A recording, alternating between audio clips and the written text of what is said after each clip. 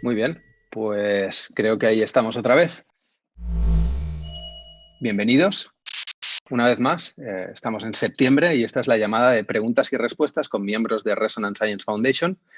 Como ya sabéis, es la llamada mensual donde os podéis conectar vía Zoom o vía Facebook, vía Zoom si sois miembros contribuyentes y vía Facebook si no lo sois, para hacernos preguntas a miembros de Resonance Science Foundation. Aquí normalmente estamos María Carolina Brull, estamos Inés Urdaneta y Marco Díaz, que soy yo. Y esperamos poder contar con la presencia de Nassim Haramein en breve. Él está terminando su artículo científico, su último artículo científico y está muy atareado con eso, con lo que por eso no hemos podido disfrutar de su presencia, pero disfrutaremos de ella en breve. ¿Cómo estamos, chicas? ¿Cómo estáis? Hola Marco, ¿cómo estás? Hola María Carolina, ¿cómo están? Hola Marco, Inés, ¿qué tal? ¿Cómo han estado? Bienvenidos a todos los que están participando ya en estos momentos por Facebook y por Zoom. Sí, señor. Bueno, pues estamos muy contentos. Saludos a todos en Zoom, en Facebook. Estamos contentos, pues hace poco, recientemente se lanzó la lectiva de María Carolina la semana pasada, de astronomía, digamos, contacto con el cosmos, si mal no recuerdo, y bueno, pues ya muy contentos con esa noticia. También próximamente estamos, bueno, muy próximamente estamos por lanzar el módulo 7, que es la continuación del curso de Ciencia Unificada en Español, que como ya saben consta de 6 módulos inicialmente, y ahora con el módulo 7 pues estamos completando, y no va a ser el último módulo, todavía tenemos en el horno el módulo 8, al que todavía le falta un poquito. Entonces, bueno, para los que no nos conocen ahorita o recién están conectándose al Facebook y nos están empezando a seguir, les comentamos que tenemos un curso de física, de ciencia unificada, pero está mayoritariamente enfocado a la física. Es un curso de divulgación de la ciencia, de divulgación de la física y del modelo holográfico generalizado de Nassim Haramein en el contexto de la física moderna, ¿no? Nosotros pues hablamos de la física moderna como la física preunificada, por decirlo de alguna manera, porque la física moderna es la física que sigue de la física clásica y que consta, digamos, de lo que es la relatividad y la cuántica, ¿no? Ese sería, digamos, el paso a la física, desde la física clásica a la física moderna serían la relatividad, la teoría relativista y la física cuántica. Y a eso nos referimos con física moderna. Y luego la física unificada es precisamente la que se encarga de unificar la física cuántica con la relatividad y la gravedad en una sola teoría, que es algo que todavía en la física moderna no se logra. Nosotros hacemos muy el hincapié en esa separación, en esa división, porque es, digamos, es lo que hace que pasemos a un salto en la evolución de la física. En este momento el santo grial de la física moderna, es la unificación de las escalas. Básicamente la unificación de lo muy pequeño, de la escala cuántica, con lo muy grande, que es la escala macroscópica, cosmológica, como se conoce, ¿no? Entonces, el curso consta de 6 módulos, nos va narrando, digamos, la historia de la ciencia, desde la filosofía, por llamarlo de alguna manera, con los griegos y anteriores. Se toca un poco digamos, la ciencia desde los aspectos orientales, pero muy poquito, digamos que más que todo es un planteamiento científico que va el que es para nosotros el más familiar, porque es el occidental, ¿no? La ciencia occidental que viene desde los griegos a Europa y en adelante, ¿no? Entonces, en esta historia de la ciencia vamos a pasar, digamos, por varias etapas que van desde los módulos 1 y 2, que son los módulos que nos dicen cuál es, nos van preparando, digamos, el camino al terreno, porque hablan sobre la perspectiva moderna, lo que es la perspectiva mundial en este momento, de dónde viene, de dónde surge, cuáles son sus orígenes. Eso en el módulo 1 nos explica muy bien por qué tenemos, digamos, las creencias que tenemos en esta época, y que se fundamentan en la historia de la ciencia, básicamente, ¿no? En el módulo 2, que es atreverse a pensar diferente o pensando diferente, ahí lo que vemos es cómo la ciencia solo puede evolucionar si hay, digamos, personas, investigadores, científicos, pensadores, que se sienten llamados a pensar de manera diferente, a cuestionar lo que se conoce hasta el momento y querer ir más adelante y salir de esa zona digamos, de confort en el que estás en ese momento, ¿no? Y es así como, pues, los grandes visionarios han logrado hacer los cambios que se han suscitado a lo largo de la historia, ¿no? Bueno, Galileo, Copérnico, todas estas personas que sabemos han marcado historia y han sido un parteaguas, un antes y un después en la historia de la ciencia, ¿no? Entonces hacemos mucho énfasis en que el pensar de manera diferente es lo que ha permitido que haya habido la evolución del pensamiento científico. En el módulo 3 vemos entonces lo que es ya pues la física moderna, ¿no? Lo que acabo de mencionar hace un rato. Ahí se entiende, digamos, lo que son las teorías ahorita convencionales de la física. Se aborda muy poco, porque es un curso, bueno, divulgativo de nivel básico para la relatividad y la cuántica. Se explica un poco y se van dando las directrices de lo que sería el modelo holográfico, que es lo que luego se aborda en el módulo 4, porque lo que estamos es sentando, digamos, las bases de física que son necesarias, entendiendo lo que es la termodinámica y cuál es la física de los agujeros negros, pero muy pedagógicamente para poder introducir lo que es luego en el módulo 4, la teoría de Nassim Haramein, que es la teoría de holográfica generalizada, ¿no? Y para poderla explicar, esa física que unifica las escalas, pues había que pasar por toda esa explicación previa de la física moderna y de los antecesores, ¿no? Cuando estamos en ese módulo 4, que es la física unificada, que es el modelo de holográfico generalizado, pues ahí tenemos que explicar los inicios de la teoría holográfica, los trabajos de David Bohm, cuáles son los trabajos, por qué se tiene que trabajar desde la perspectiva de los agujeros negros, por qué son importantes, cuál es la entropía, cuáles son las leyes de la termodinámica de un agujero negro, es decir, la teoría holográfica surge básicamente desde el estudio de cómo es la teoría de la información en los agujeros negros.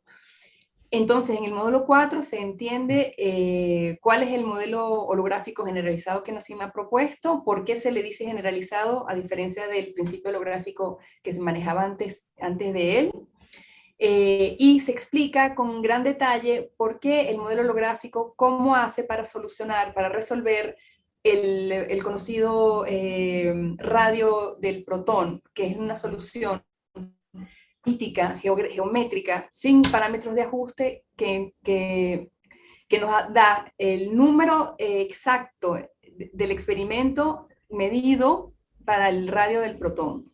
Y uno se queda corto cuando uno habla de este tema, porque cuando uno conoce la teoría, en tanto que físicos, cuando uno estudia las teorías de la física de partículas que que explican, digamos, este mismo valor, la diferencia es abismal en la complejidad del cálculo, en la complejidad computacional del cálculo, cuando tienes dos modelos, uno en el cual tienes que usar por lo menos 17 parámetros de ajustes, que es el modelo estándar de partículas, mientras que en el otro lado, con la teoría holográfica generalizada, con cálculos muy básicos de matemática, digamos, de la más básica, álgebra y suma, restas, y con las nociones geométricas correctas, porque aquí justamente todo el truco está en haber entendido cuál era la geometría correspondiente a la estructura del espacio, la descripción del vacío.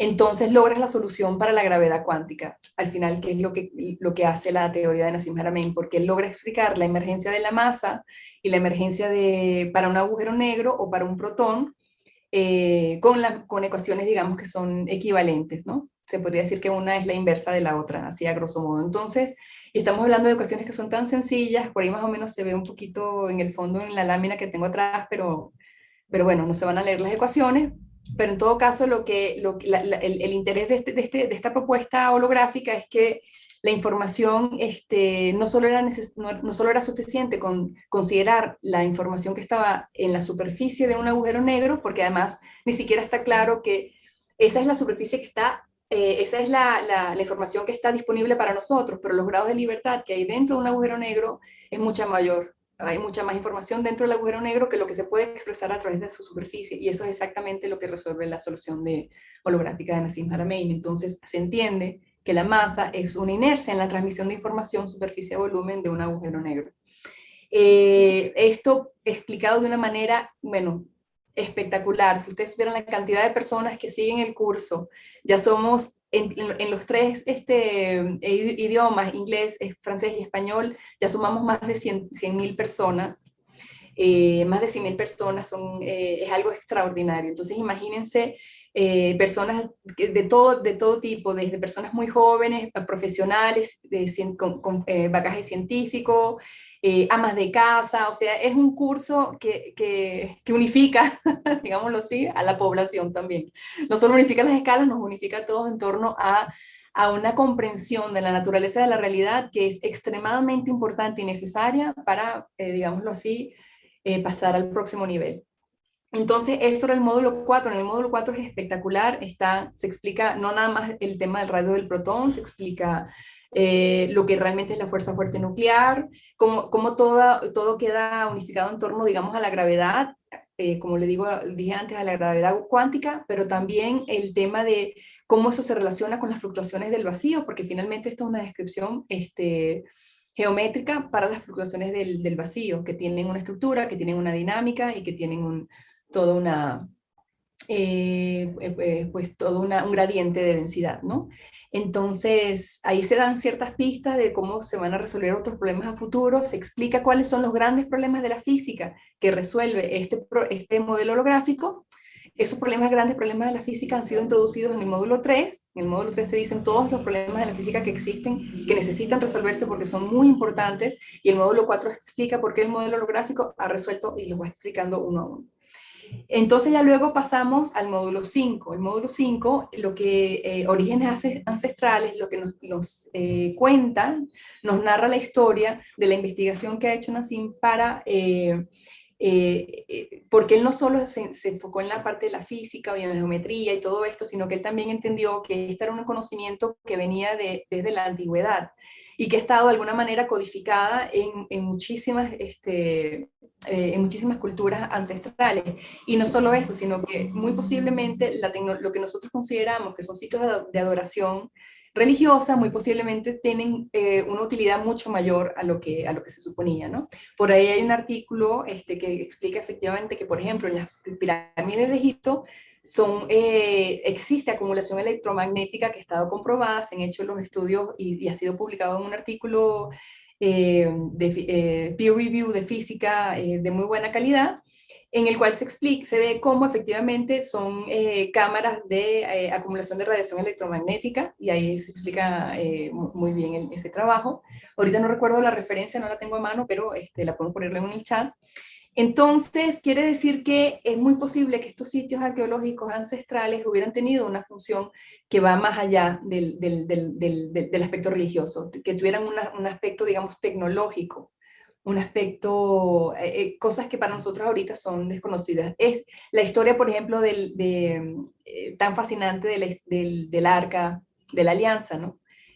Toda esta parte pero muy bien fundamentada, muy bien explorada, de manera tal de que nos abre un poco el panorama y la perspectiva sobre lo que realmente ha sido la historia de la humanidad. Y esto es muy importante resaltarlo en este momento, cuando ya está habiendo una apertura en los medios de comunicación, digamos, masivos, sobre el tema de la inteligencia extraterrestre, vamos a llamarla así.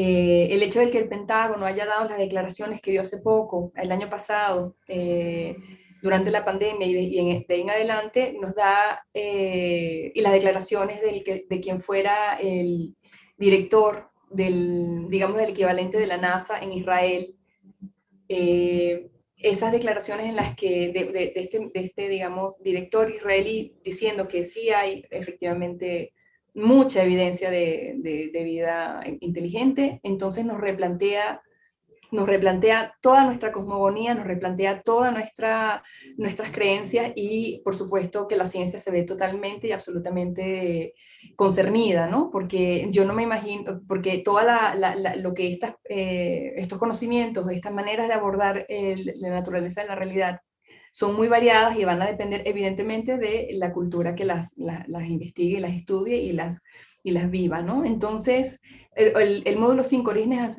Ancestrales, es una belleza, está muy completo y está sobre todo muy bien documentado. Luego vamos al módulo 6. Por supuesto, en el módulo 6 lo que estamos viendo es implicaciones y aplicaciones, y en ese módulo estamos explicando cuáles son las implicaciones del modelo holográfico generalizado en muchos aspectos de la vida, pero muy particularmente en lo que es la tecnología, extracción de energía y salud. Entonces, en ese momento hacemos ahí también se aborda el tema del prototipo que se desarrolla en los laboratorios de Torus Tech, que es lo que tenemos aquí Mara Carolina yo usando aquí en el cuello, que es un cristal ARC. Ahí se explica, digamos, cuál es la tecnología que está detrás y cuál es su función y qué son las cosas que se logra hacer. Se explican las tecnologías que se están desarrollando en el laboratorio y bueno, digamos que ahí se cerraría lo que era inicialmente el curso de Ciencia Unificada. Ahora está por salir el módulo 7 muy próximamente. Ese módulo 7 lo que hace es extender la solución holográfica ya obtenida previamente por Nassim Haramein luego con el equipo de investigación para resolver dos grandes problemas. Uno es el trabajo del electrón, cómo la solución holográfica generalizada se aplica al electrón, y al obtener la solución para el electrón, esta fue una solución, digamos, desarrollada por la astrofísica Miriam Baker, quien trabajaba en ese momento con Nassim Haramein.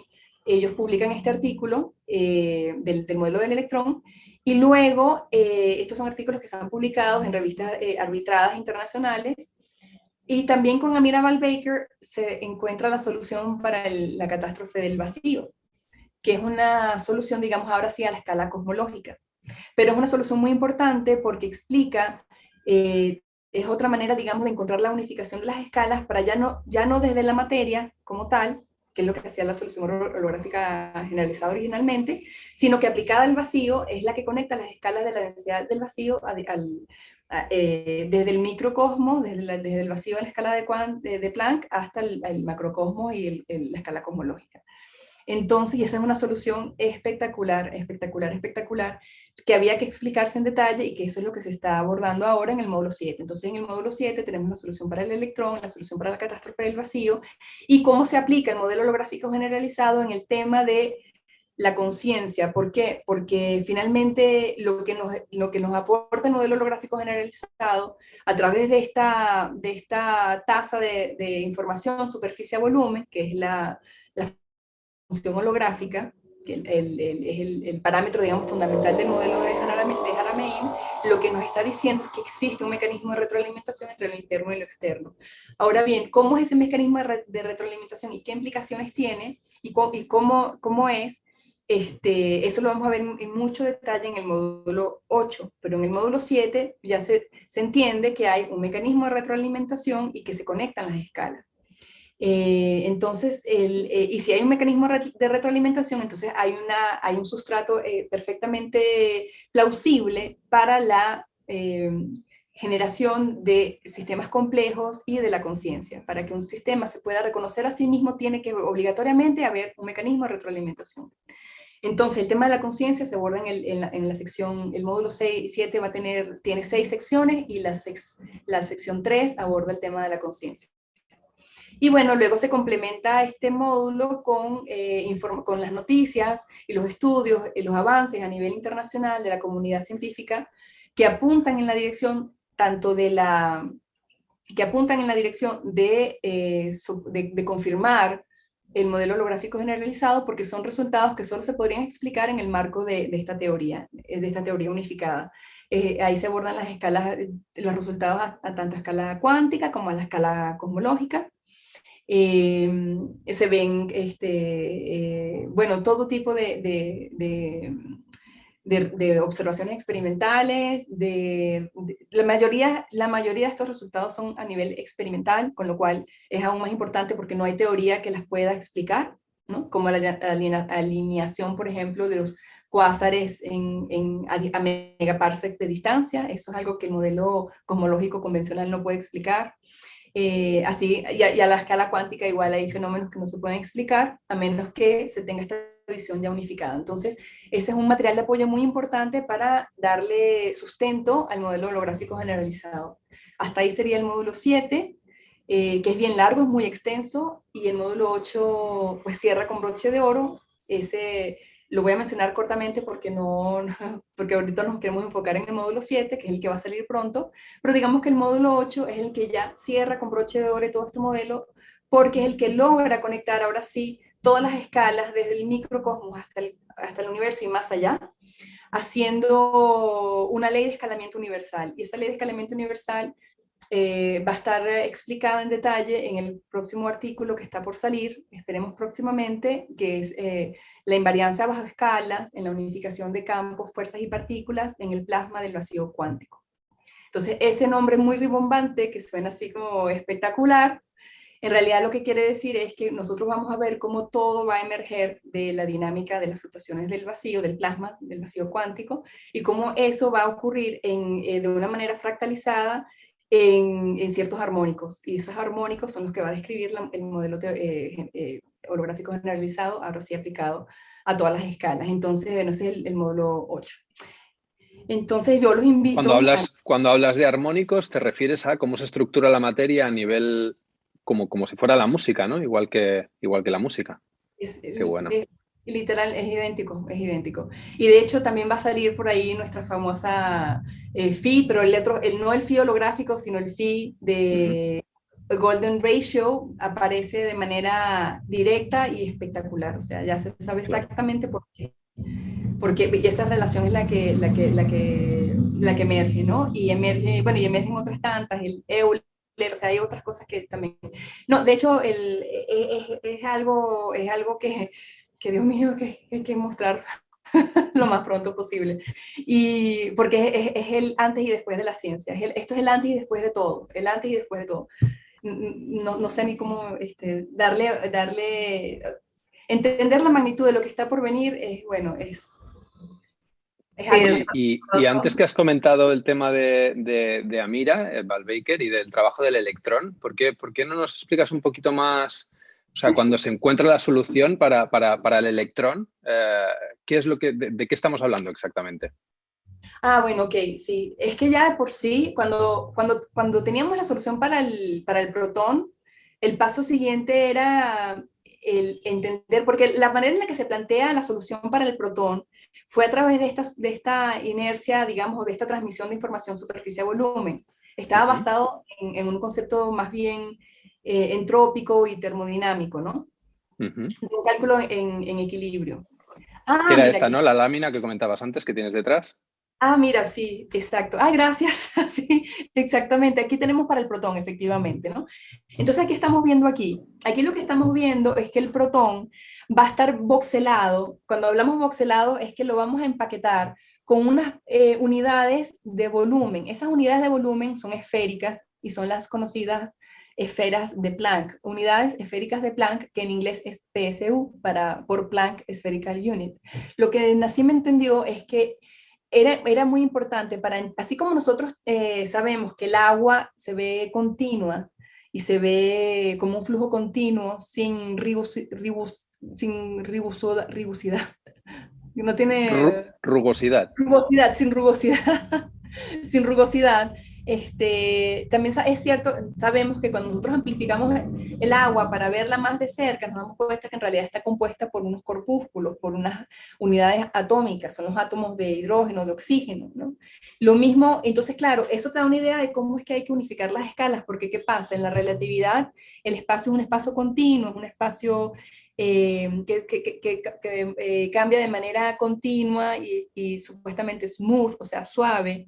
Sin embargo, eso es a la escala macroscópica y cosmológica, pero sabemos que lo que la cuántica predice es algo que es todo lo contrario, son fluctuaciones de muy alta densidad, de muy alta energía, que además son básicamente pues singularidades que están como saliendo y entrando de existencia. Es un tema muy, muy complejo y que representa una disrupción completa y total de la visión continua, suave que portaba la relatividad. Entonces, no había manera de unificar esas escalas y aparentemente no era necesario hacerlo porque se creía que digamos, que estaba bien, teníamos un modelo para la cuántica, teníamos un modelo para la relatividad y bueno, mientras supiéramos cuál aplicar en cuál escala, no había problema. El tema ocurrió que a partir del descubrimiento de los agujeros negros, ahí sí nos vimos en problemas. ¿Por qué? Porque un agujero negro tiene capacidades cuánticas y tiene propiedades relativistas, por supuesto, por la cantidad de masa que tiene. La densidad de masa es muy, muy grande, pero a la vez son objetos cuánticos perfectos. Entonces, eso es algo que, como que, ¿qué pasó aquí? Entonces, ahora todas las comunidades, la cosmológica, la cuántica, se vieron las caras y dijeron, tenemos que unificar las escalas ahora sí, porque tenemos a esta entidad, que además antes se pensaba que ocurría así de manera muy así como fortuita en alguna zona del universo. Resulta que ahora las vemos en el centro de las galaxias, son mucho más frecuentes de lo que se creía, nos permiten incluso hacer esto que ahora se llama, digamos, espectroscopía gravitacional. Entonces todo esto y cambió completamente el paradigma. Dijo, no, pues estas criaturas son muy importantes y las tenemos que unificar. La tenemos que comprender desde ambos aspectos y entonces por eso toda la atención que se le da últimamente a los agujeros negros, porque es el espacio, es el laboratorio dentro del cual se podrían unificar las dos escalas, es lo que están haciendo Eric Berlinde, bueno, lo que trató de hacer, por supuesto, Einstein, bueno, Einstein no tanto en su momento porque todavía no estaba tan desarrollada la teoría, pero ahorita Hawking, Gerard de Hoof, aquí tengo nuestro libro de Leonard Susskind, y así, ¿no? Entonces todos ellos están tratando, bueno, de comprender esta criatura tan exótica, porque esta criatura es la que nos va a unificar las escalas, y fue exactamente lo que entendió Nassim también. Pero el problema que hubo en la física, digamos, moderna, es que se tiene la creencia de que no puedes acceder a la información que está dentro del volumen del libro, entonces solo se limitan a la información que está en la superficie. Y lo que hace Nassim Haramein es decir, no, hay que incluir, porque los grados de libertad que están dentro del volumen son importantísimos. No nos podemos conformar con lo que está nada más en la superficie, porque esos son nada más los grados de libertad que están visibles al observador externo. Y toda la física resulta que toda la física está allá adentro, no en la superficie. Entonces resulta ser que gracias a esto nos dio una visión, digamos, de cómo era esta tasa holográfica, que es una proporción, además de holográfica, es una proporción termodinámica que nos dice cómo es el flujo de información entre la superficie y el volumen. Así fue como se resolvió el protón. Pero ¿qué pasó? Que se entiende luego que para poder entender al electrón, la visión cambia un poco.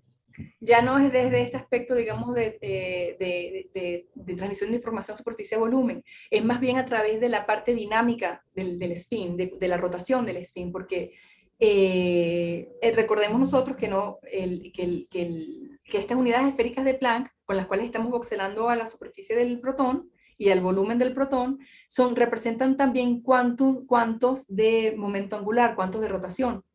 Entonces, ¿eso qué quiere decir? Que en la visión, digamos, geométrica, se complementa con una visión dinámica, de dinámica de fluidos, en la cual lo que nosotros tenemos es un vórtice, y en ese vórtice, el centro de ese vórtice va a estar girando a la velocidad de la luz, y su velocidad va a ir disminuyendo a medida que nos vamos alejando del horizonte, de la singularidad, y así, ¿no? Entonces, esa relación de velocidades fue la que le dio la iteración que tuvo Amira, fue entender que esa relación de velocidades era la que estaba poniendo al electrón exactamente ahí, que es en la velocidad que corresponde a la constante de capa fina, que es alfa, que tiene un valor muy importante en la física molecular y atómica y molecular. Eso fue lo que o sea, el haber incorporado esta parte dinámica, que además les hace entender qué es lo que realmente es el factor de dilatación de Lorentz, o sea, de dónde viene el factor de Lorentz realmente, ¿no? Y entonces, de alguna manera, la solución que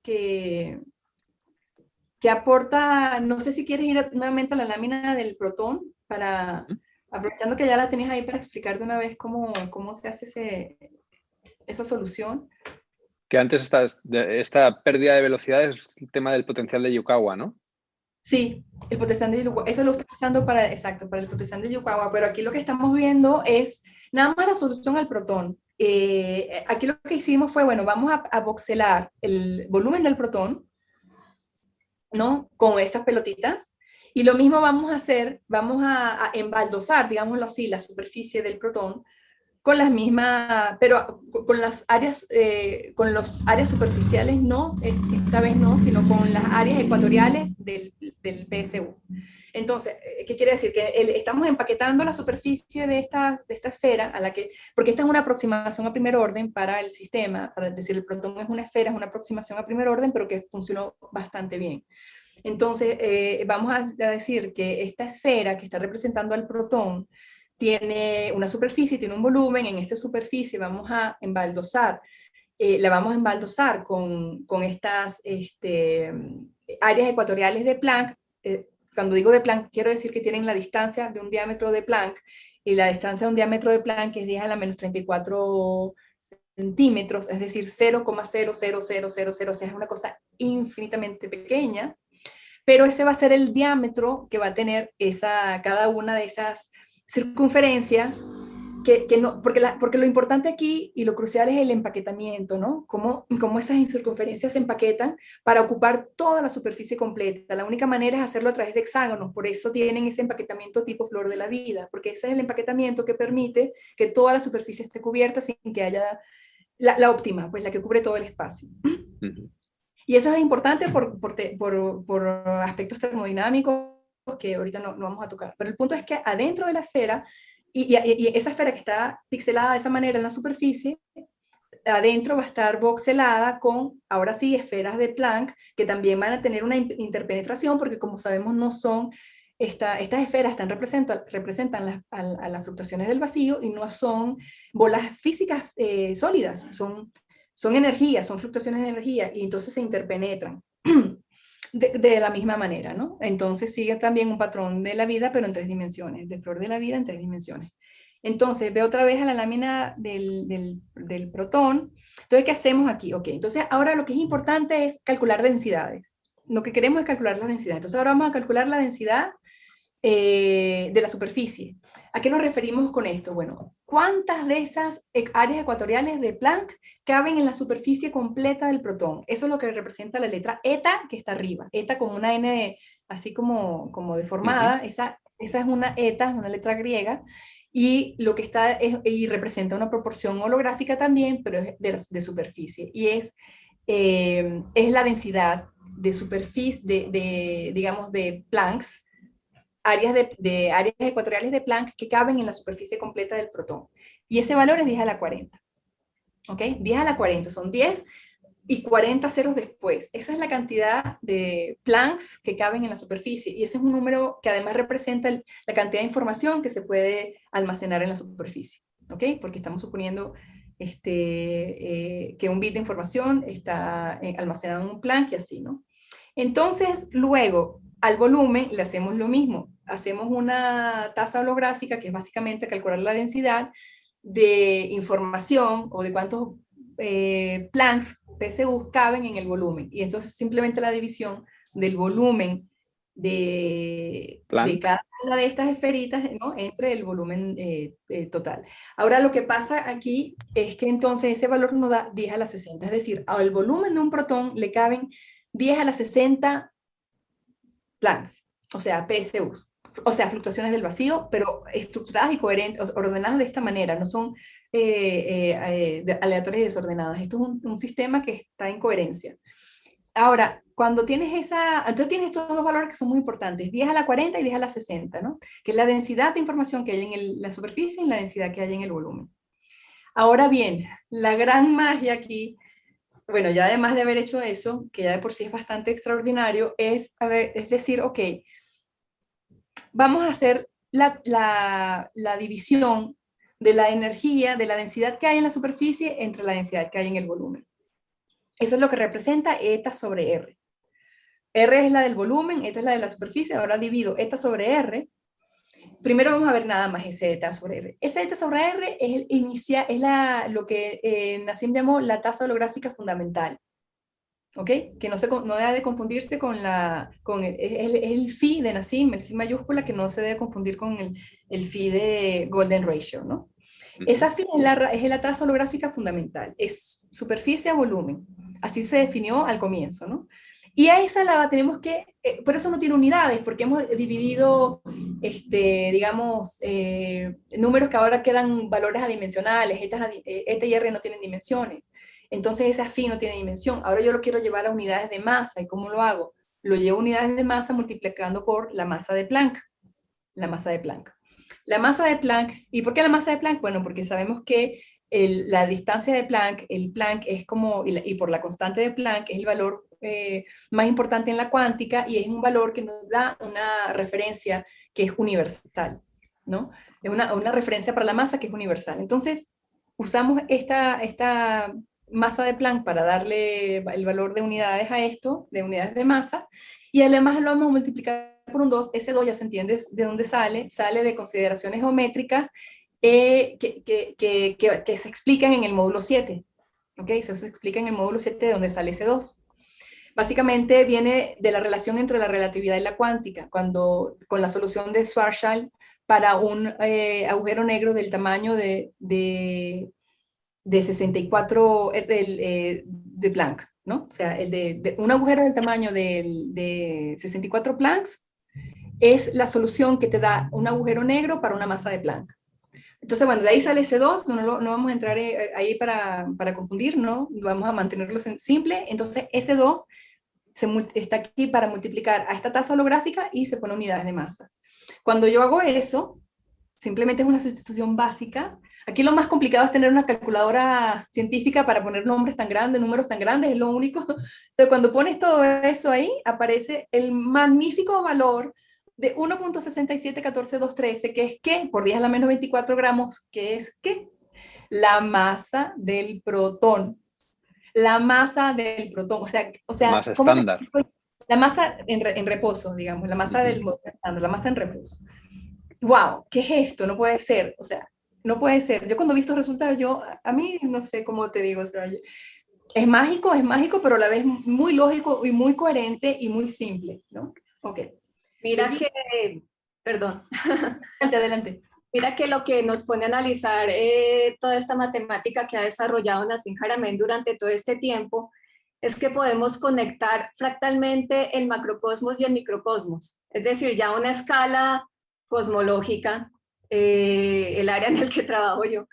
Digamos que toda esta parte de la estructura realmente de la esencia del universo a diferentes escalas nos da la comprensión absoluta de cómo funciona el universo y cómo funcionan todos los objetos que vemos en el universo.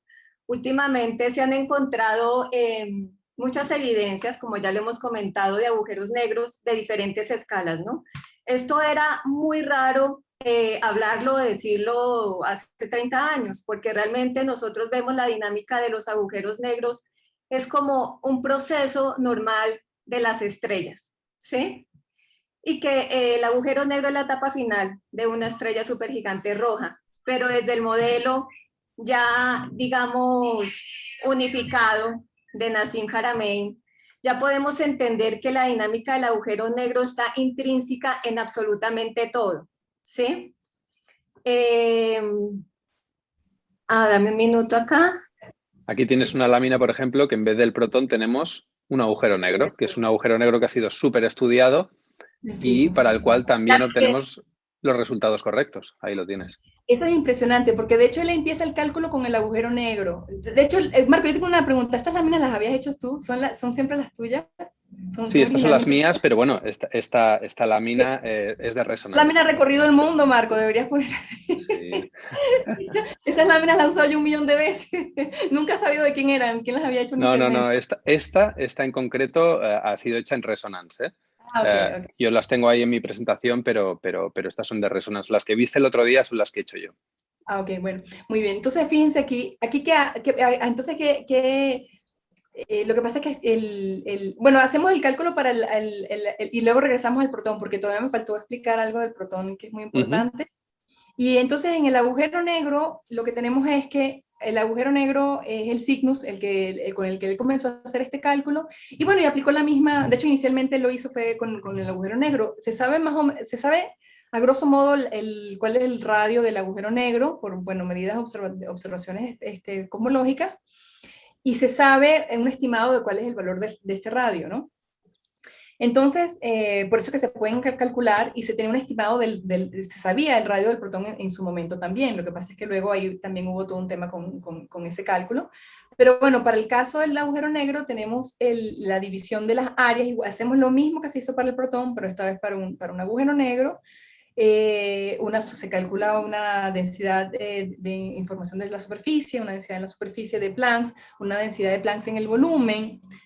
Pero ahora sí, en esta oportunidad se invierte la tasa holográfica, se pone la densidad del volumen entre la densidad de la superficie, es decir, R sobre ET, y se le lleva a unidades de masa, que es la masa de Planck.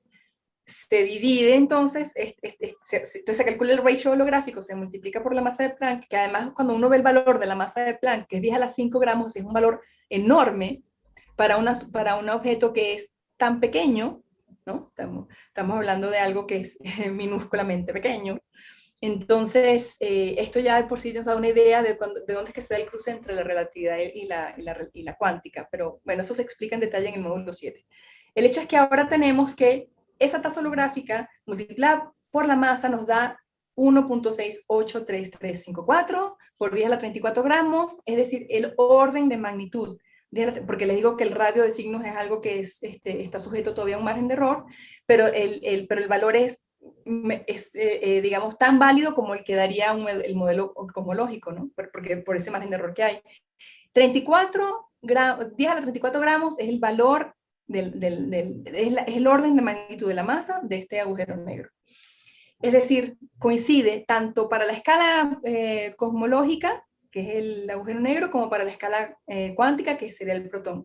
Entonces, ve para el protón un segundo nuevamente. Entonces aquí lo más importante, bueno, además de esta predicción tan increíble de la masa, es que usando esta misma ecuación fue que se logró calcular el radio correcto del protón. Entonces Nassim logró anticipar el radio del protón incluso antes de que se hubieran hecho las medidas experimentales, ¿no? Que es otra cosa que es extraordinaria. Pero también importantísimo es calcular, a ver, ¿cuánto nos da la masa de un protón? Porque aquí estoy haciendo la unidad de masa, la estoy multiplicando para el factor de la tasa holográfica, pero yo podría multiplicar esa masa para ver cuál es el equivalente de energía-masa que hay dentro del protón. ¿Y eso cómo lo hago? Bueno, 10 a la 60, que es la cantidad de energía de Planck, digamos, de densidad de Planck que hay dentro del protón, lo voy a multiplicar por la masa de Planck para darle unidades de masa al protón. Le voy a dar unas unidades de masa al protón, a la masa que hay, a la energía que hay contenida dentro del protón, ¿no? Y eso es multiplicar 10 a la 60 por 10 a la menos 5, nos da 10 a la 55 gramos, ¿no? En el volumen de un protón. 10 a la 55 gramos es la masa del universo. Si uno compactara toda la masa del universo en un solo protón, es lo que te da la masa del universo. Entonces, eso es algo espectacular. Algo espectacular que tú tengas, ahí está, ahí va. La masa del protón es la masa holográfica, porque entonces estamos entendiendo que aquí hay ahora dos masas. Espérame, ¿cuál es la verdadera masa? ¿No? Incluso podríamos decir que hay tres masas, ¿no? Pues tienes la masa en reposo, que en realidad es lo que nosotros medimos desde afuera. La masa que nosotros medimos desde afuera es la información que nosotros podemos obtener del protón desde afuera, y es la masa en reposo, 10 a la 24, es una masa muy pequeña. Pero la masa que está contenida dentro del protón, la energía masa que está dentro es una masa holográfica, es una masa que le hace cumplir las condiciones de un agujero negro. Esa masa es 10 a la 14 gramos. Eso cumple las condiciones de un agujero negro porque cuando uno lo mete en las ecuaciones de Schwarzschild, cumple la condición, por el radio que tiene, cumple la condición de de agujero negro. Entonces, ¿qué estamos diciendo con esto? Que el protón es un agujero negro de adentro hacia afuera. De afuera hacia adentro no lo ve como un protón, pero de afuera hacia adentro. Pero de adentro hacia afuera, él cumple con las condiciones de un agujero negro.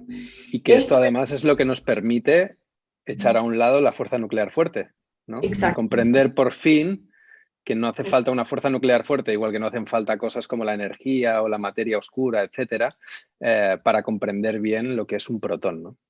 Exacto, exacto. Entonces, ¿ahora qué pasa aquí?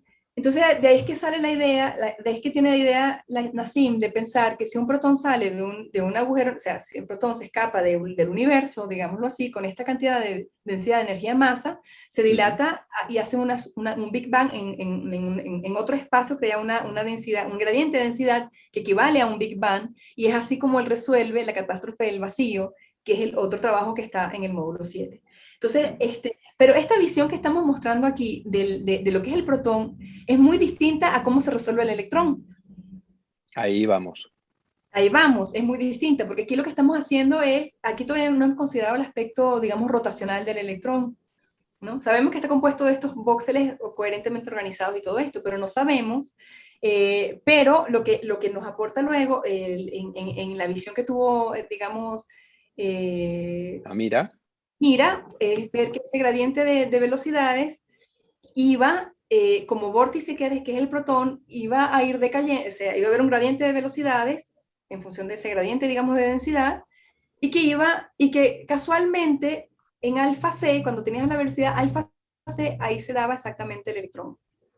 Entonces, encontrar la solución holográfica para el electrón luego se hizo muy, muy evidente. O sea, lo que me estás diciendo es que para el electrón no han cogido y han contado unidades esféricas de Planck fuera y dentro. No, sí. ¿O sí? Había que aplicar lo mismo, pero lo que no se entendía era cuál es el factor que iba a estar adelante para saber exactamente cuál era la relación. Masa. Vale. La masa, no, la relación, lo que eso hizo entender es que cuál era el origen del factor de Lorentz. O sea, el origen del factor de Lorentz, uno sabe que existe y uno lo mete en las ecuaciones, pero esto explica desde primero. Explícanos un poquito lo que es el factor de Lorentz, por si hay oyentes que no saben lo que es. En la relatividad se usa un factor de dilatación de la masa. Cuando tú vas acercándote ok, vamos a suponer aquí. Voy a hacer un dibujillo rápidamente. Bueno, aunque esto ya son temas del módulo 7 y nos vamos a adelantar mucho, y entonces el día del estreno ya no vamos a tener nada que contar. Sí, verdad, es mejor no entremos en entonces es mejor no entrar en ese detalle. Sí, exacto. Invitar a la gente. Dime. Solo me voy a limitar a decir el factor de Lorentz lo usan en la relatividad para ver cuál es la dilatación de la masa y del tiempo. Porque cuando vas viendo muy rápido, entonces hay dilatación de masa y tiempo. Eso es lo único que voy a decir. Así es. Ya. Mira que hay personas que están preguntando que dónde encuentran toda esta información. Porque obviamente, digamos que estos aspectos tan puntuales, ¿sí? Son importantes que la gente los vea y los pueda desarrollar, digamos, constantemente. Entonces, todo esto está en el módulo 4 del curso de Ciencia Unificada, que es totalmente gratuito y que cualquier persona lo puede observar. Entonces, quizás podemos salir de la pantalla. Yo los invito, por favor, para que, exacto, invitarlos. La gente también está preguntando que dónde pueden encontrar el curso. Entonces, recordarles que nuestra página es es.resonancescience.org. Y ahí, en el primer pedacito, vas a encontrar ya el sitio para que te puedas inscribir. Lo interesante es que tú puedes ir hacia adelante y hacia detrás en el curso, es decir, que lo puedes estudiar cuantas veces quieras para realmente poder entender toda esta nueva terminología matemática y toda esta nueva visión, digamos, de la dinámica del vacío, ¿no? Que realmente esto es lo que nos lleva a pensar que ahorita todos los científicos, digamos, de la cosmología estándar, pues es que están un poco enredados porque ellos no visualizan todavía este universo dinámico de esta manera, sino de la manera estándar, ¿no? Ellos todavía ven el protón de una manera totalmente diferente, mejor dicho, ellos se quedaron en la época de Rutherford, por decirlo de alguna forma. Entonces, si tú no entiendes realmente cómo funcionan las partículas y si no puedes entrar y entender que ese modelo estándar de física de partículas ha cambiado notoriamente, digamos, con los avances ya en mecánica cuántica y mucho más ya con el tema de, por ejemplo, de la gravedad cuántica, pues va a ser muy difícil para esa porción de la comunidad científica que logre llegar a entender estos conceptos ya de física unificada, ¿no? Pero digamos que últimamente en astronomía, como lo dije anteriormente, se han encontrado agujeros negros a todas las escalas. Y ahora ellos están planteando redefinir ciertos conceptos y otra manera de tratar de entender el origen y la evolución del universo. Hay unos artículos recientes donde están tomando en cuenta otra vez los cuásares, ¿no? Porque son unos objetos tan importantes en la dinámica, digamos, en el macrocosmos. Y ahora parece que los van a tomar para realmente analizar y poder identificar las distancias reales de nuestro universo. Obviamente, cuando hablas de cuásares, pues también estás hablando de agujeros negros supermasivos que quizás fueron los que se crearon a comienzos de nuestro universo, porque son aquellos objetos que están muy distantes, digamos, desde nuestro marco de referencia.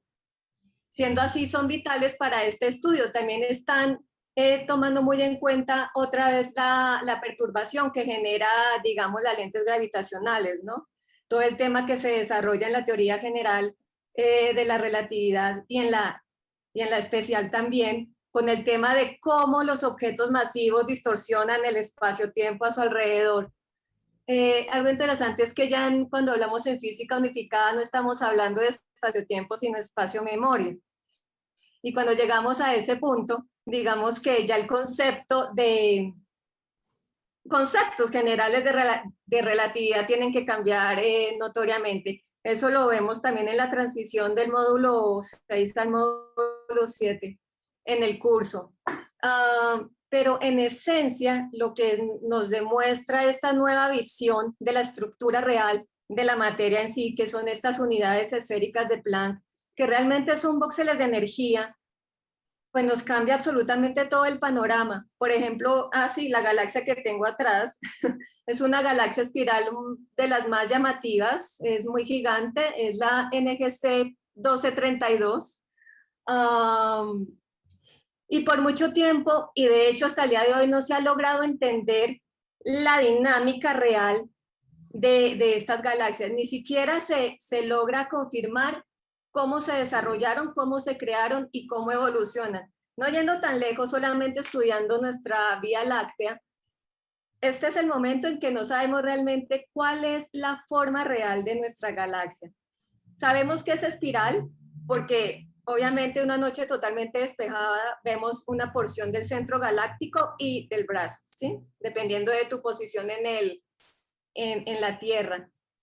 Luego se dedujo que quizás tenía una barra central, entonces, bueno, entonces ahora la clasificamos como una espiral barrada. Pero últimamente, con muchos más estudios, se ha encontrado que tiene diferentes estructuras entre estos brazos espiral. Es decir, todo el conocimiento que tenemos hasta hoy todavía está muy, muy ligado a nuestro marco de referencia y a lo poquito que podemos observar en el universo, porque realmente solamente quizás conozcamos un 5% de nuestro universo. Y esto nos lleva también a la conclusión de que todo lo que sabemos hoy en día tiene que cambiar un poquito en términos de materia y energía oscura.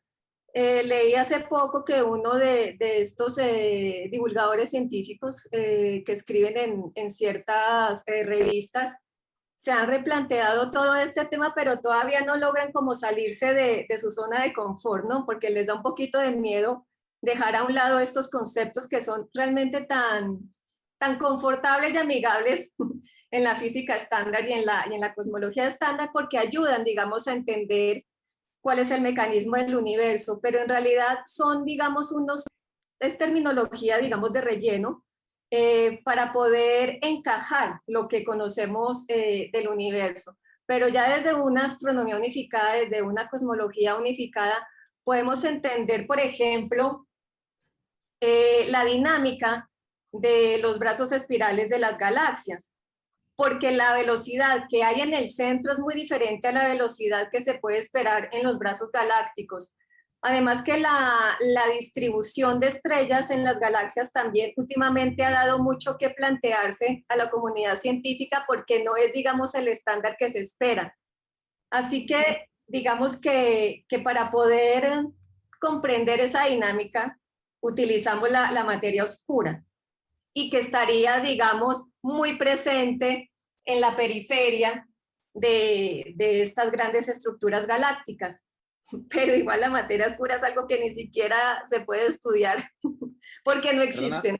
Una cosita, María. Estábamos antes con el tema del electrón. No sé si hemos acabado de explicarlo bien o no. Sí, claro.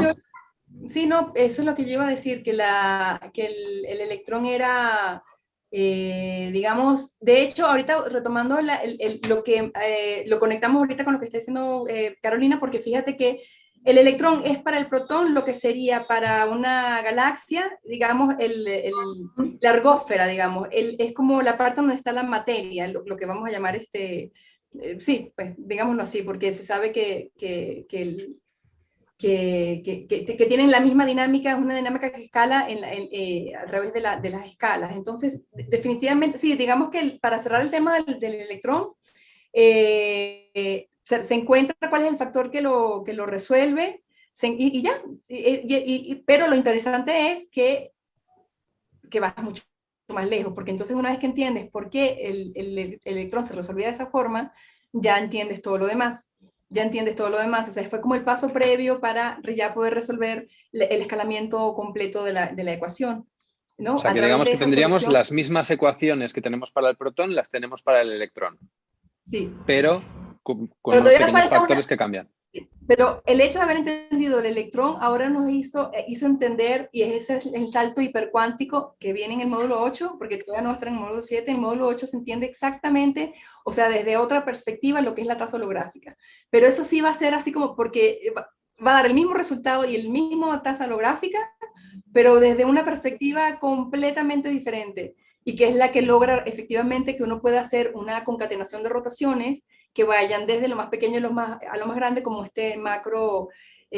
como una macro reloj, ¿no? Como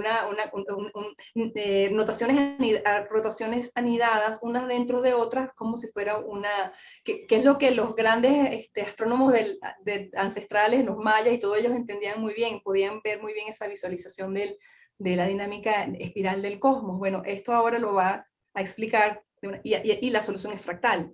No solo te está dando esa fractalidad viene desde lo más pequeño a lo más grande, o sea, se genera en las densidades de Planck y más abajo, y va... Pero también recuerda que eso va a ser el próximo Big Bang, o sea, un protón que escape va a salir de un universo, va a generar este nuevo universo con una cantidad de gradiente de densidad tan grande que es esa fuerza motriz que lo va a impulsar todo para la formación de las galaxias que está hablando María Carolina, cuando consideran materia de energía oscura, y donde ya no hace falta considerar materia de energía oscura porque es la misma dinámica. Además que ya desde el concepto de física unificada y cosmología unificada tampoco necesitamos el concepto del Big Bang. Eso también es muy importante, porque nosotros ya no utilizamos ese concepto, sino que es una transición de un universo a otro. Es decir, que nosotros, como estudiamos el universo de una manera fractal, tenemos que entender que nuestro universo hace parte de esa fractalidad de multiversos, que ese es otro tema también muy interesante en cosmología, ¿no? El entender que hay otros universos, estilo las muñequitas rusas, ¿no? Entonces, el concepto de Big Bang también lo dejamos a un lado, lo que es materia oscura, energía oscura y el Big Bang. Digamos que todo este tema de la creación del universo va a estar, digamos, en parte explicado en el módulo 7, y también lo pueden encontrar en mi electiva, ¿no? Para las personas que no saben, pues ya está la electiva de astronomía unificada en la plataforma de Resonance en español. Entonces ya tenemos que abolir el concepto del Big Bang también, pero pues digamos cambiarlo, ¿no? Modificarlo, porque yo digo que realmente no es el hecho de eliminar todo lo que sabemos hoy en día, sino de transformarlo y evolucionar. Y todo el tema del electrón también lo vamos a ver en el módulo 7, entonces por eso es que no nos adelantamos al tema, porque eso va a ser algo bomba también, ver cómo desde esta manera fractal y escalar podemos unificar las fuerzas, podemos unificar también estas mismas constantes, simplemente que cambian ciertos factores, ¿no? En las ecuaciones. Y vemos también cómo toda la geometría se va distribuyendo fractalmente en el universo también, con estas mismas escalas de variación, pero en esencia, digamos que guardando la esencia. Entonces, el módulo 7 es supremamente lindo también.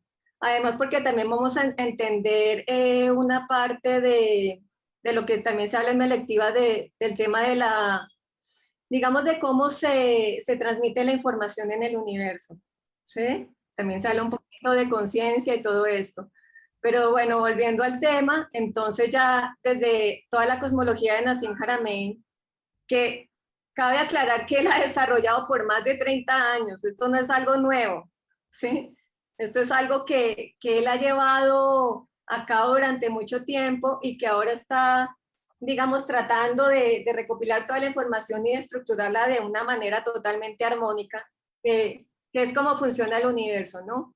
En armonía, desde el micro hasta el macrocosmos. Entonces podemos estudiar cómo todo el tejido del espacio memoria, es decir, toda la red universal se conecta entre sí de manera fractal y a todas las escalas.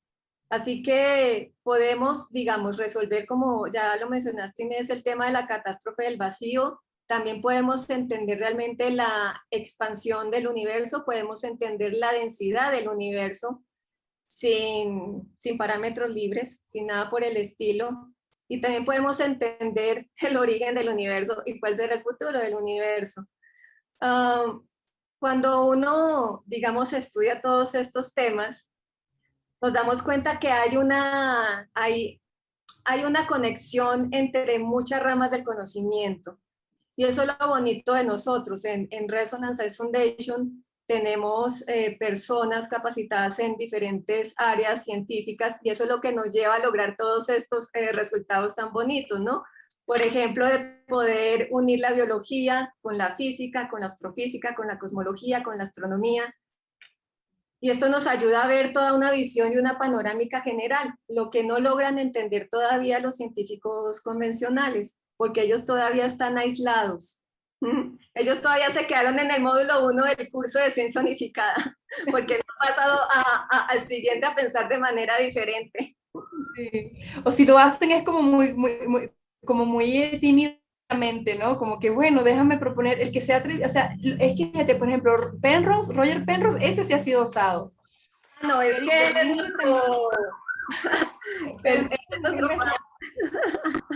nuestro bomb de ahora es Roger Penrose, sí. Y bueno, como ya se ganó un Nobel y lo de los agujeros negros ya también ya pues recibió el Nobel también el tema y pues todo esto nos va... todo esto también aparece en el módulo 7, el tema del premio Nobel, el premio Nobel. Sí. Pero también, yo iba a decir algo que era que, pues, sí, entonces el módulo 8 tiene también, digamos que ya con el módulo 8 pues se cierra el capítulo de la física para ahora pasar, ahora sí, es que no solo, ya me acordé del tema de la química, se están unificando también las áreas de la ciencia, por eso el curso se llama Ciencia Unificada, porque aunque está comenzando desde la física, hay que también, porque digamos que la física, y aquí hubo como una separación muy fuerte entre lo que es la filosofía, la física, la matemática, o sea, es decir, yo creo que eso también se va a unificar, el hecho de que ahorita vamos a tener una física y una matemática sobre la cual se puede filosofar. Es decir, sobre la cual se puede pensar y repensar y entender un significado y entender un propósito y algo, porque Una de los grandes, para mí, frustraciones como física fue el encontrarme con una naturaleza de la realidad que ya no tenía ni pies ni cabeza para mí. O sea, la cuántica para mí no tenía realmente mucho sentido. O sea, ok, las ecuaciones estaban funcionando y son predicciones extraordinarias, la verdad. Pero cuando tú pero ¿qué le vas a enseñar tú a alguien? Cuando lo vas a divulgar, ¿qué le vas a contar? ¿Dónde está la magia? ¿Qué le puedo decir yo de mágico a una persona que cuando le diga, no, ¿sabes qué? Venimos de oscilaciones aleatorias, producto del azar, y para allá vamos, y vamos a una muerte térmica, porque el universo, porque la entropía lo va a destruir todo, y bueno, destruir todo, más bien homogeneizar todo, y entonces nuestro estado inicial es completamente la suerte, un golpe de suerte, y nuestro estado final es final y es realmente definitivo y es la muerte térmica. Entonces, a mí honestamente, ya con ese inicio, con esa fin, a mí no me dan muchas ganas de contar nada en el medio, porque, o sea, ¿qué voy a decir? El mundo de la física cuántica y la mecánica cuántica, digamos que le bajó un poco el ánimo a la gente para seguir estudiando esos temas, porque prácticamente parecía que todo surgía de la nada, ¿no? Como de magia. Por ejemplo, el tema del entrelazamiento cuántico, de la acción a distancia, todos estos temas de lo más pequeñito del universo, se entendía como que era un tema que ya se nos salía de nuestro campo de percepción, ¿cierto? Que hasta los propios personajes que desarrollaron toda la mecánica cuántica decían, sabemos qué pasa, pero es que ni siquiera nosotros lo logramos entender, entonces vamos a tratarlo de explicar de una manera coherente. Y digamos que la física cuántica tiene mucho tiempo de desarrollo también, y como siempre trataron de unir la relatividad y la cuántica, y luego llegó el problema de la gravedad y decían, no, pero ahora sí es un gran problema. Bueno, ya tenemos la teoría de la gravedad cuántica, que ya es algo diferente. Entonces es el momento en el cual los científicos están volviendo como a tener esa energía, esa pasión que, por ejemplo, tú perdiste en algún momento de la carrera. Sí, totalmente. Para mí fue una frustración terrible. Porque yo decía, bueno, pero es que entonces, y yo entendía un poco esa actitud que teníamos muy depresiva los científicos, honestamente.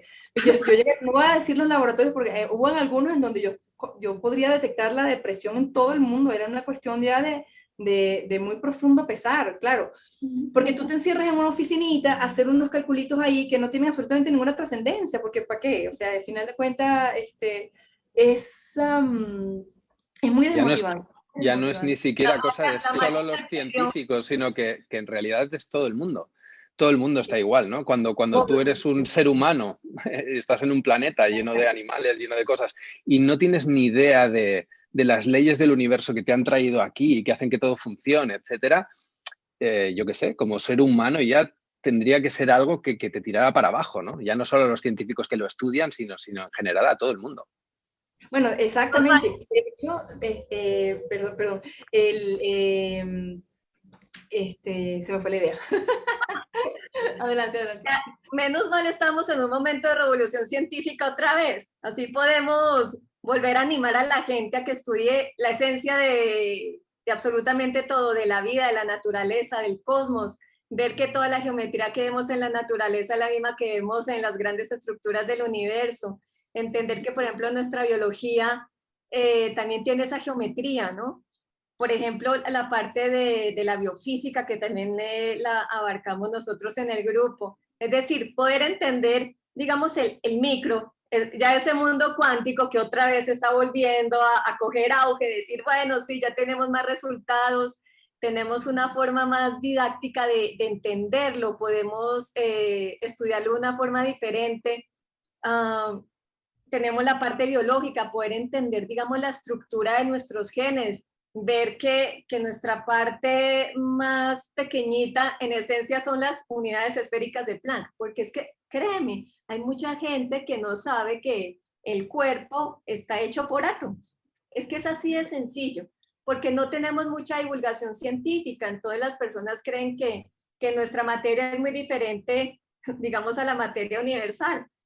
Y sucede, porque me ha pasado, ¿no? Entonces, el momento bonito y la pasión del divulgador científico sale cuando le dices a una persona que tú también estás hecho de esa esencia galáctica o de esa esencia cósmica, que más allá de los protones, y ya viéndolo desde la cosmología y la física unificada, los protones también están hechos de ciertas partículas que en esencia son las unidades esféricas de Planck, porque ya los quarks desde nuestro punto de vista también se eliminan, ¿sí?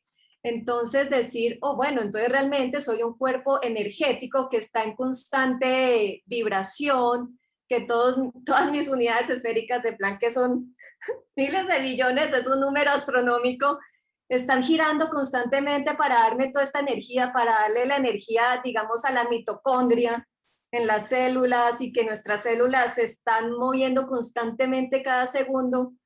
Es decir, cuando tú dices que no estás haciendo nada, realmente estás haciendo mucho, porque cada segundo tu organismo está procesando infinidad de información desde un nivel celular hasta ya tu nivel más aparente, ¿no?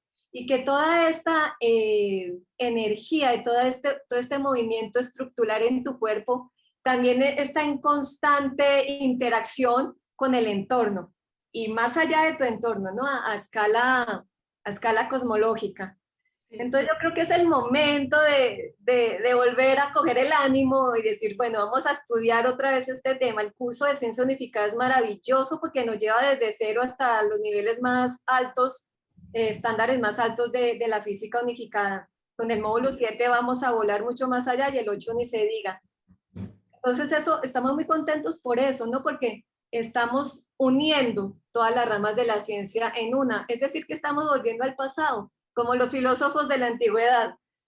Realmente era la filosofía de la ciencia. Sal, mira, observa, toma nota, analiza y saca conclusiones. La escuela peripatética.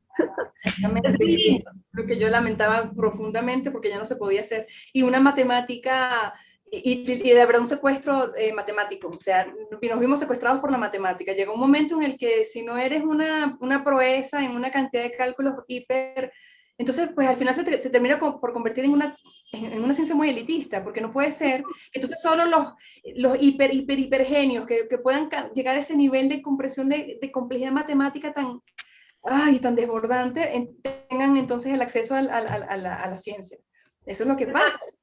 Y eso es lo que también desmotiva a mucha gente a involucrarse en el mundo de la ciencia, porque dicen, no, eso está lleno de fórmulas y matemáticas y realmente no es lo mío, no quiero saber de eso, gracias. Y resulta que todo el desarrollo matemático de Nassim Haramein y del equipo de investigación realmente pretende hacer lo más complejo sencillo, que es la forma más amena, bonita y armoniosa de llegar a la gente. Entonces digamos que las fórmulas que vemos en el módulo son muy sencillas de entender. Y como vamos estudiando todas las fórmulas con el concepto y con el diagrama, es un proceso, digamos, de estudio muy práctico. No es que te mandan infinidad de fórmulas y ve y resuélvelas y el gran problema es que la gente muchas veces no sabe de dónde surgen esas fórmulas, no entienden la matemática porque no saben que la matemática está atada a la geometría y la geometría es la que moldea todas las estructuras en el universo. Cuando tú llegas a ese nivel de poder entender que los números te dan esa visión de la geometría y que la geometría son esas estructuras que moldean todo en el universo, tu cuerpo, las células, los átomos, las galaxias, en fin, ahí ya ves la belleza de la ciencia. Ahí es cuando entiendes que una fórmula es muy importante. Más allá, cuando ya estudiemos los siguientes módulos, vamos a ver cómo estas relaciones y proporciones que se repiten notoriamente en el universo es algo maravilloso. Es que, digamos, es la escritura tan limpia del universo, ¿no? Fibonacci, Euler, es decir, verlo cómo se fractaliza en cada escala es algo supremamente lindo. Aquí hay un Fibonacci inmenso en la galaxia espiral, pero también lo podemos ver en tantas partes tan pequeñitas de la naturaleza. Es algo maravilloso. Cuando ya te quitas el miedo a los números y a las matemáticas y te enfocas a analizarlo desde una perspectiva unificada. Es la armonía. tomar el curso, de hecho, los invito cuando lo tomen en la parte del módulo 4, que son los cálculos. Es tan sencillo que si no les gusta, si no están acostumbrados, hagan como ejercicio ahí. Empiecen porque son sumas, les digo, es la matemática más básica. Y van a ir agarrando confianza, porque una vez que le vas agarrando, o sea, uno solo se puede apropiar de algo cuando uno lo hace suyo, pues, y la manera de apropiarse de esto es hacerlo tú. Entonces yo agarro, me siento, hago mis cuentas, no sé qué, y voy ahí, voy avanzando. Además el curso es de libre acceso de por vida, entonces no tienes atores, no te tienes que apurar, no te estamos evaluando, no tienes que hacer un examen, pero sí es importante que se involucren con todos los aspectos posibles, porque hay mucha gente que nos sigue en las redes o que está tomando el curso que tiene una fuente, que tiene una profunda, digamos, inquietud espiritual, y eso es espectacular. Y yo creo que aún más espectacular va a ser que puedan unificar la parte, digamos, los dos hemisferios del cerebro, pues la parte racional y la parte de la imaginación, todo eso es un ejercicio fabuloso y hermoso que te potencializa ambos lados. Entonces, sobre todo las personas que tienen como una cierta resistencia a la matemática, a la lógica, al razonamiento, porque lo ven como algo seguramente traumatizados desde el colegio, porque seguramente les tocaron profesores muy malos para enseñar esas áreas. Y aquí en mi caso también, no porque me tocaran malos de profesores, sino porque pues no había esa pasión, ¿no? Entonces cuando no tienes esa pasión, como que difícilmente te transmiten mucho, ¿no? Pero sí tomen su lapicito, su papelito, se compran un cuadernito. Exacto. Como si estuvieran en el colegio y hacen todo igualito otra vez. Y va a ser fascinante, van a ver la emoción que les va a producir ver que lo pueden hacer y que están haciendo un cálculo que predice un valor que para poder tener ese valor tendrías que haber hecho doctorado, postdoctorado, o sea, ¿no? Y tú si quizás ni fuiste quizás después de la primaria o de la secundaria y lo vas a poder hacer. Entonces, es hermoso, es extraordinario porque esto unifica, digamos, y está unificando las ciencias. Química va a ser una de las áreas que se va a ver más afectada, digamos, más influenciada por estos resultados. De hecho, no es casualidad que muchos de los químicos a los que yo les presento el modelo se empatizan y dicen, esto tiene mucho sentido, porque no vienen de la física, vienen de la química, entonces le encuentran un sentido impresionante, porque vemos mucho en términos de la termodinámica, de la energía libre de Gibbs, la energía de Helmholtz, y eso es lo que es la tasa holográfica. Entonces, como que les hace mucho Es sentido. una de las cosas que más alucinan los científicos. Yo en mis cursos he tenido profesores de física, profesores de química, y casi todos están con el tema ¿no? De todo lo que se pueden deshacer a nivel de cálculos y que es súper sencillo de entender, que es lo que digo yo siempre en los cursos, contando pelotitas, ¿sabes? Contando pelotitas. Es increíble. Es increíble. Se simplifican las matemáticas, se simplifica su mínima expresión, y lo más interesante es que esta mínima expresión tiene todo un desarrollo teórico de por medio impresionante. Esa es la belleza de la ciencia, simplificar las cosas complejas, como ya lo dije, a lo más simple. Pero es que estas fórmulas de Nassim son tan elegantes y tan perfectas que es así, la simplificación de conceptos, de varios conceptos en uno solo. Esa es la unificación. Esa unificación, además, digamos, esa simplificación, es nada más que puede ser producto de un profundo trabajo, digamos, de darle porque para poder expresar algo de una manera tan sencilla, tienes que haberlo entendido muy bien. Entonces yo sensación que tengo es que esta complejidad espantosa que tenemos en los modelos que no entienden un carrizo, o sea, no entendemos un carajo, porque, perdón, pero, porque entonces no, y si a eso le pones que para poder, porque habrán áreas en las cuales esa complejidad es necesaria, posiblemente, pero también hay que ver en la balanza qué saco de beneficio yo con lo que estoy invirtiendo. O sea, si yo estoy invirtiendo todos los años de mi vida en algo que lo que me va a aportar es una cosita que al final para colmo no va a servir para un carrizo, entonces, ¿para qué me voy yo por ahí? O sea, es como que esto lo que para mí también significa es que vamos a hacer grandes cosas y de una manera muy directa. O sea, cosas que van a tener una importancia, digamos, capital en todo, no nada más en la física o en la tecnología o en la extracción de energía o en la salud, sino incluso en la economía, en las finanzas, porque todos esos conceptos se pueden extender a todas las áreas de la vida. Entonces, porque finalmente es un sistema vivo, es lo que estamos hablando, es un sistema de retroalimentación que conecta todas las escalas, es un sistema que está vivo, es una red neuronal. Entonces, ¿en qué áreas de la vida están usando redes neuronales? En todas. En todas las están utilizando. Bueno, en todas se va a poder utilizar el modelo holográfico. Y entendiendo qué es lo que está pasando, qué es lo que no te aportan las redes neuronales, porque en las redes neuronales pierdes la información, todo se convierte en la red en sí misma y no te enteraste de nada de lo que pasó ahí. En cambio aquí, sí. Entonces... A ver, y ten en cuenta también que todo lo que ha sido la carrera científica post-iglesia, ¿no? Digamos que antes la iglesia era la que se encargaba del conocimiento, ¿sabes? Tenerlo escondidito y tal.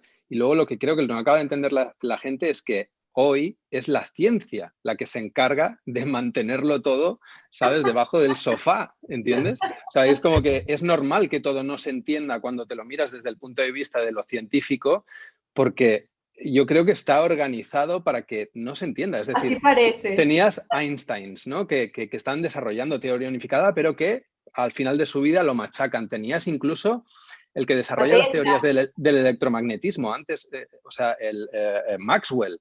Maxwell desarrolla una pasada, pero luego le tocan todo, ¿sabes? Le quitan el tema del cuaternión, no sé qué, no sé cuánto, ¿no? Y entonces, ¿no? Van como, no sé, haciendo que las cosas no se puedan entender. Y luego cuando obtienes una teoría científica como la de Nassim Haramein, es cuando verdaderamente dices, a ver, no me lo puedo creer, no me lo puedo creer. O sea, ¿cómo puede ser que sea tan sencillo comprender el universo ahora?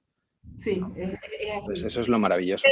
Sí, es que Tesla también lo incluyo ahí en esa lista. Tesla también fue otra, o sea, todas las eminencias, es como que, no sé. Y tú sabes qué, yo creo que hay un bias ahora con eso. Y el bias es, si no es complicado, no está bien. Si no es complicado, no está correcto, no está bien y no Pero sirve. si ha sido todo lo contrario, ha sido siempre, ¿sabes? Que lo más elegante, lo más sencillo era lo... Ahora es todo lo contrario. Si no es bien complicado, bien complejo, eso debe estar mal. Bueno, realmente el proceder en la ciencia en realidad ha sido complicarlo todo, porque mira que cuando se estaba desarrollando todas las teorías de la evolución del universo, en fin, y llegando, digamos, a la cosmología moderna, complicaron toda la información en el momento de elaborar, por ejemplo, teorías como la teoría de cuerdas, la teoría de las supercuerdas, la teoría de EMEA. Lo que hicieron fue un enredo conceptual totalmente complicado, porque para poder, digamos, darle explicación a los resultados que se estaban encontrando en ese momento, tuvieron que adecuar un universo con más de 11 dimensiones. Y ya en ese momento todo era supremamente enredado y complicado. Todas estas cuerdas se enredaron aún más. Entonces, digamos que el desarrollo y evolución de la ciencia ha tenido sus momentos de expansión y de contracción. Claro, al inicio, digamos que los científicos elaboraban sus teorías y todo, pero las elaboraban mucho más estudiando la naturaleza, que era algo aún más bonito, y podían resolver aspectos biológicos desde una manera matemática, en fin. Y digamos que este conocimiento sí lo cogió la iglesia y lo tienen en unos libros maravillosos allá en el Vaticano y en otras partes secretas, pero también hay que destacar que la religión en su momento ha pedido disculpas y lo sigue haciendo. Eso es algo fascinante, eso es algo importante que cabe destacar, y ya dejar el tema de la ciencia y religión y sus batallas. Hoy en día hay mucho científico religioso y mucho religioso científico. Para no ir tan lejos, el Observatorio del Vaticano. Es decir, si tú trabajas en el Observatorio del Vaticano, tienes que ser muy buen astrónomo, pero también quizás tener tu espiritualidad en el mundo religioso, ¿no? Aunque no es necesario. Y, por ejemplo, en ese observatorio, lo que más llama la atención es que uno de los temas importantes de estudio es la búsqueda de vida inteligente en el universo. Imagínate, entonces el cambio de visión ha sido muy grande. Como decía, entonces todas estas teorías cosmológicas lo que hicieron fue agrandar el problema. Y ahorita estamos otra vez en el proceso de evolución, a lo simple, que es lo que tratamos nosotros de hacer, ¿no? Entonces, como se ve la transición del módulo 3 al módulo 4, el módulo 3 está lleno de todas estas teorías, pero ya en el módulo 4 está la simplificación gracias a la física unificada. Entonces, digamos que todos estos modelos y teorías que, bueno, que algunos todavía siguen utilizando, pues se caen a un nivel más bajo y se unifican de una manera más bonita y sencilla, viéndolo desde la física que desarrolla Nassim Haramein. Entonces vamos por muy buen camino y vamos a tener más personas que se maravillen por la ciencia y que lo que necesitamos, ¿no? Necesitamos más científicos, necesitamos generaciones de científicos a granel, porque el tema no está sencillo, ¿no? El tema del clima, el tema de la tecnología, el tema de qué va a ser en un futuro, ¿no? Así que hay que perderle miedo a la ciencia y ver la parte tan linda que tiene y su armonía con la matemática, la geometría, la biología, física, es decir, geología, arqueología, todo está conectado con todo lo demás, que es la esencia que nosotros tratamos de expandir a todos los oyentes. Sí. Quizás como para ir cerrando, porque yo creo que ya llevamos las 2 horas o un poco menos. Bueno. Quería, sí, sí, lo que dices, en realidad ya ni siquiera la religión, la censura viene de los científicos mismos, lo que se volvieron dogmáticos son los científicos, y la religión ya está así como que abierta, como que cool, como que no, ya, no sé. Sí, no, se están censurando. No puedo hablar. Sí, es muy contradictorio, ¿no? Muy loco, ¿no? Como que no recuerdan la historia, como que se les olvidó la historia, pero bueno, en todo caso, pues vamos a ir cerrando entonces la sesión. Pues muchísimas gracias a todos los que nos han estado escuchando. Ya saben, pues queremos científicos. Quería resaltar el tema de que la ciencia, originalmente el origen de la palabra ciencia es discernimiento, ¿no? Es el pensar, el discernir, el contrastar. Si estás en un ejercicio, digamos, de reflexión, de pensar, estás haciendo ciencia, ¿no? Entonces, es el tema del discernimiento. Ya luego llegó el método científico y todas estas cosas, pero originalmente la palabra viene sindere significa separar, dividir, pero eso también significa discernir y diferenciar contrastes. Entonces, un artista está haciendo ciencia, o sea, digamos, hay que quitarle ese encasillamiento de que el científico es el que está haciendo discernimiento, el que está haciendo contraste, el que está percibiendo diferenciaciones y todo esto en la música o en donde sea, estás practicando el ejercicio de la ciencia, digamos, ¿no? Entonces, y eso es lo que se necesita, la ciencia, ¿no? Desde esa manera, que fue lo que nos desviamos por otras cosas, pero ahorita lo estamos recuperando. Entonces, bueno, pues bueno, yo les agradezco muchísimo a todos, y aquí a Marco, gracias siempre, a Carolina, y pues a todos los que nos están viendo, que espero les haya gustado la sesión y que nos visiten nuevamente en las próximas sesiones. Así es. Recordarle a todo el mundo que es muy sencillo hacerse miembro contribuyente. Si nos estáis viendo simplemente desde Facebook y os preguntáis cómo poder acceder a nuestras sesiones de Zoom para poder estar aquí con nosotros y estar haciéndonos preguntas, etcétera, pues simplemente hemos de hacernos miembros contribuyentes, que cuesta muy poquito, desde $5 hasta 20. Y esa cantidad tan pequeñita a nosotros nos ayuda enormemente a poder continuar adelante, seguir haciendo estas sesiones, seguir la investigación y, bueno, animaros a que continuéis haciéndolo, a que os unáis a todas nuestras redes sociales, en Facebook, en YouTube, en Instagram. Y, bueno, sin más, hasta el mes que viene. La semana que viene, por esto, tenemos las llamadas grupales, que también se hacen una vez al mes, donde os podéis reunir y iros conociéndose entre vosotros, gente que más o menos piensa de maneras similares. Y poquito más. O sea, deciros adiós, chicas, un saludo muy fuerte y nos vemos el mes que viene. Sigan atentos porque en cualquier minuto anunciamos el lanzamiento del módulo 7. Entonces quizás no hay que esperar un mes todavía, quizás menos. Entonces hay que estar muy pegados a las redes sociales porque por ahí daremos la información. Muy bien, entonces los esperamos ya dentro de unos días. Y recuerden que la ciencia es la poesía de la realidad. Necesitamos científicos. Muchas gracias por estar aquí y compartir con nosotros también estos momentos. Nos vemos. Adiós. Chao a todos. Chao, muchachos. Bye.